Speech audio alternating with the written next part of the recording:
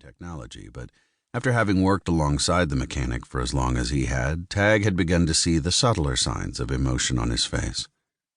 Judging by the slight downward curl of Corin's lips and the golden light pulsating out of his working eye, Corin was angry.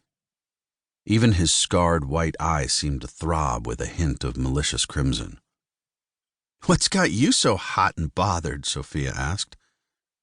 "No progress," Corin said. "None of our researchers have discovered anything to revive the drone mechs. Despite all the time we've been gone, all the deactivated drone mechs are as unconscious as when we left them." The heavy weight settled in Tag's gut.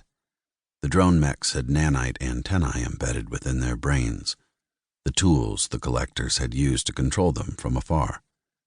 The antennae had been disabled, but so had the mechanics who'd been taken over by them. Where the drone mechs had been zombies, mere husks of themselves under collector control, they were now vegetables, capable of only the most basic physiological functions. There seemed to be nothing left of the people they'd once been. Sophia stepped back, her eyes surveying the rows of humans they'd taken from the dawn of glory.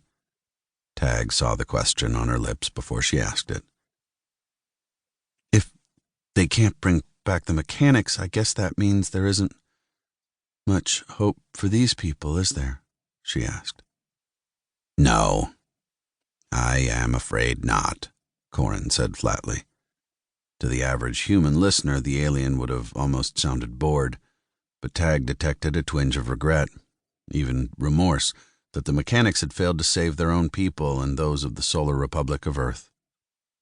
Corin took a deep breath, his skinny chest expanding within his unisuit. "But I am confident we will solve this problem. This isn't over yet. We will find a way to bring them back and defeat the collectors." Tag wanted to feel as confident as he sounded. In truth, he wasn't sure. The collectors had the SRE, the Malari, and even the mechanics beat in terms of technology. Not only had they mastered spreading nanites like a contagion among the mechanic population, but Tag's excursion through the dawn of glory had revealed their plans to infect humans as well. Not only would these nanites enslave Tag's people just as they had done with the mechanics, but they would impart permanent genetic changes to turn ordinary humans into collectors.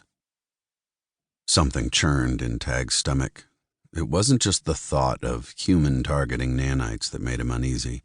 It was the knowledge that free humans, members of the SRE, were collaborating with the collectors. They had seen Starensky Labs' ships leaving the Dawn, and an earlier mission had nearly ended in disaster because of a double agent. "We'll find the collaborators and use them to track down the collectors," Tag said.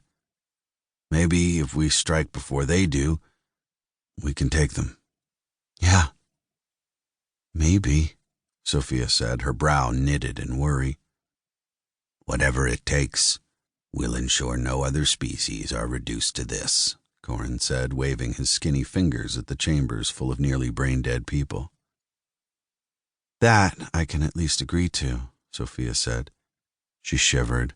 "I can still feel those nanites creeping through my skin." She let the words trail off. Tag had understood her completely. He remembered the way the particles swam through his veins like icy water while on the Dawn, making his limbs move of their own volition. His mind and his senses had still worked. He had borne witness as his body reacted at the command of the collector who had imprisoned him. Every time his limbs had moved, he had felt like he was in a starship falling uncontrollably toward Earth. No matter what controls he hit, it was still going to crash. The dread, the uncanny movement, the helplessness, they still haunted him. "We won't let that happen again," Tag said. Then, with an air of finality, he added, "Ever." "I'd rather die than let them control me," Sophia said. Corin nodded. "To bear silent witness to the atrocities your body commits with no say in the matter. It's much better to be dead." "It makes me wonder," Sophia said, staring at a woman in one of the chambers, "if they're still in there watching us."